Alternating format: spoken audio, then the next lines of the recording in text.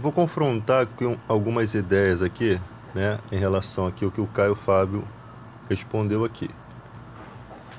O irmão Caio Fábio afirma que possivelmente, né, Jesus teve desejo sexual, né, na tentação por ele ter sido tentado em todas as coisas. Eu tenho uma outra visão que nos leva a crer que isso não é uma verdade, né? Apesar de não existe necessidade de Jesus ser tentado nessa área para poder vencer a morte, né? O objetivo dele vencer a morte não teria essa necessidade. Primeiro, devemos pensar o seguinte: o nascimento de Jesus é totalmente diferente do nascimento do homem. Jesus nasceu de uma virgem e foi semeado pelo Espírito Santo. Ele não está debaixo da condição adâmica do pecado original, né? Outra coisa, a Bíblia diz que nós não sabemos orar a Deus como convém e por isso o Espírito Santo é o nosso intercessor e ora a Deus como convém. E a Bíblia informa que que o Espírito Santo glorifica Jesus, ou seja, a capacidade de oração de Jesus é muito maior do que a do Espírito Santo, que o glorifica, né? O próprio Espírito Santo, ele é a terceira pessoa da Trindade. Outra questão, Jesus disse a respeito dos humanos, quando foi questionado sobre o casamento, que isso aqui é só para a gente refletir, tá? Na verdade, ninguém sabe se ele foi tentado por mulher ou não, mas é só para a gente ter uma ideia de quem é Jesus. No céu não se casam nem se dão em casamento, né? Jesus, ele é eterno, ele conhece todas as células do corpo humano, ele sabe que no céu não se casam nem se dão em casamento. Na terra, existem pessoas que nascem castas, nascem com a capacidade de não precisar de ter uma esposa, né? Ou uma mulher que não precisa ter um esposo. Nascem com essa capacidade que eu acho que deve ser até confuso quando a pessoa não entende a Bíblia, porque ela não deve se compreender. Por que eu não sinto desejo? Porque aí outras pessoas vão falar assim: você deve ser gay, você não sente desejo por mulher, você deve ser gay. Mas não sabe que nascem com essa natureza. Inclusive há um caso de dois irmãos que viveram a vida toda separado, né? A família do um eram irmãos gêmeos, viveram 20 quilômetros ou 30 quilômetros de distância e não se conheciam, né? Eles foram separados na infância. E quando eles já eram mais velhos, os dois tinham o estilo de vida idêntico. Os dois não se casaram, vestiam as roupas parecidas. Isso passou acho que no Discovery. Então você vê que o homem pode nascer com essa natureza, e creio que sim, que Jesus possa ter essa natureza, né? Terceiro, a vida de oração de Jesus. A tentação, Jesus não deixou de ser filho de Deus. Ele disse: antes de Abraão existir, eu sou. Ele estava bem nítido, bem certo de que ele é o filho de Deus. Então, ele disse: antes de Abraão existir, eu sou. No céu não se casa nem se dá em casamento. Jesus conhece todos os mistérios da humanidade. Não é porque ele veio como ser humano que ele esqueceu tudo. Ele é eterno. Ele é o alfa e o ômega como Deus. Os atributos de Jesus são totalmente diferentes do ser humano. Ele é muito mais capacitado a jejuar e orar. Ele não se afastou de Deus em nenhum momento. E ele vive na plenitude da comunhão com Deus. Nunca se afastou dessa plenitude, mesmo como humano. Então dizer que Jesus teve limitações como a do homem nesse sentido é um pouco estranho dizer isso. Porque eu creio que o olhar de Jesus por uma mulher é um olhar de ternura, de como quem é uma filha. Porque no céu, ele olha a gente, sem estar nesse corpo como homem, ele olha a gente como filhos e filhas. Não creio que ele tenha tido prazer. Imagina só, Deus fazer o seu filho encarnar e ele sabendo que ele vai ter desejo sexual por uma mulher.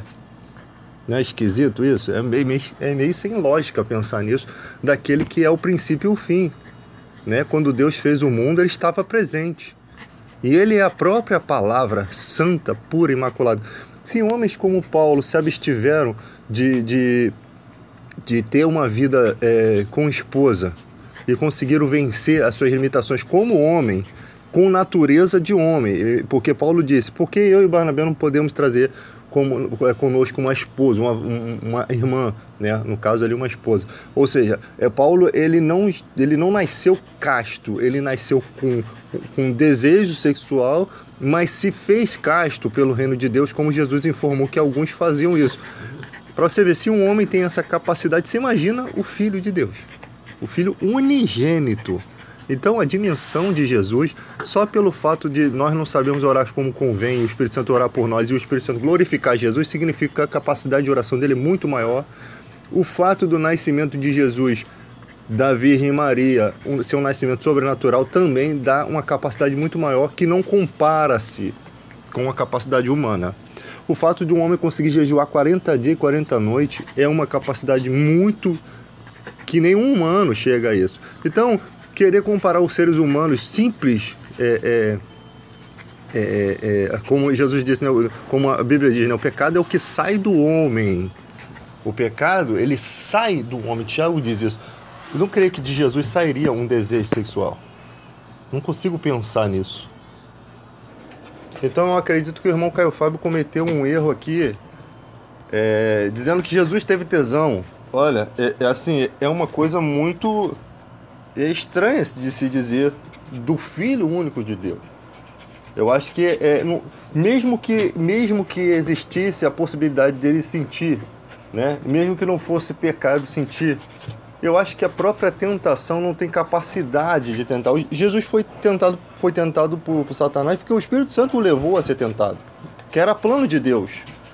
Mas as tentações não têm poder para chegar e tentar o Filho de Deus, tá? Então eu acho um equívoco dizer que Jesus sentiu atração sexual por uma mulher. Eu acho um equívoco isso.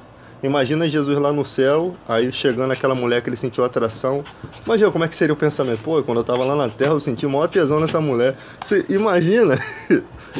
É uma coisa terrível. É até uma linguagem pesada de se pensar isso do Filho de Deus. E Jesus disse aos fariseus: qual de vós me convence de pecado? Aí imagina Pedro falando: ih, Senhor, naquele dia que tu deu uma olhadinha para aquela mulher lá do poço lá. Imagina. Então, cara, não tem lógica você pensar que Jesus tem a mesma estrutura que o homem. Por mais que ele tenha vindo como homem, né? A estrutura dele é sobrenatural. A estrutura dele, a capacidade dele de orar, a ligação dele com Deus, ele nunca foi desligado de Deus, gente. Nunca foi desconectado. Quando ele vê uma pessoa, ele conhece todas as células do corpo dela. Ele criou a humanidade junto com Deus. Sem ele, nada do que foi feito se fez. Ele conhece toda a estrutura do ser humano. Ele é o arquiteto, né? Ele não vai sentir desejo por uma coisa que ele criou. Eu não creio. Não dá para pensar nisso, tá? Então, eu gostaria que os irmãos deixassem seu comentário. E não vamos chamar o Caio Fábio de falso profeta por talvez um equívoco nisso, né? Porque o Caio Fábio, eu acho que falso profeta não é uma pessoa que erra um argumento ou que falha numa situação. Que eu creio que seja falha. Também não estou coberto de razão a respeito disso não, tá? Mas eu acho que o falso profeta tem que ser muito mais... tem muito mais coisa. Realmente tem que estar realmente contra a obra de Deus, e Caio Fábio não é desses. Caio Fábio realmente prega a palavra, realmente confronta certos assuntos, tem umas ideias às vezes estranhas assim que talvez a gente não possa compreendê-lo, né, na esfera do que ele está falando, mas nessa questão aqui eu vou ter que discordar. Eu sempre concordo com o Caio Fábio nas outras questões. A única discordância que eu tive foi essa e acerca da questão do inferno, né? Que do lago de fogo e enxofre, né? Que ele diz que não vão sofrer eternamente. Tudo bem, pode ser que não sofra eternamente, sim, porque Deus não é esse doente como as pessoas pensam. Então, gente, isso aqui é mais para a gente refletir que existe muito argumento bíblico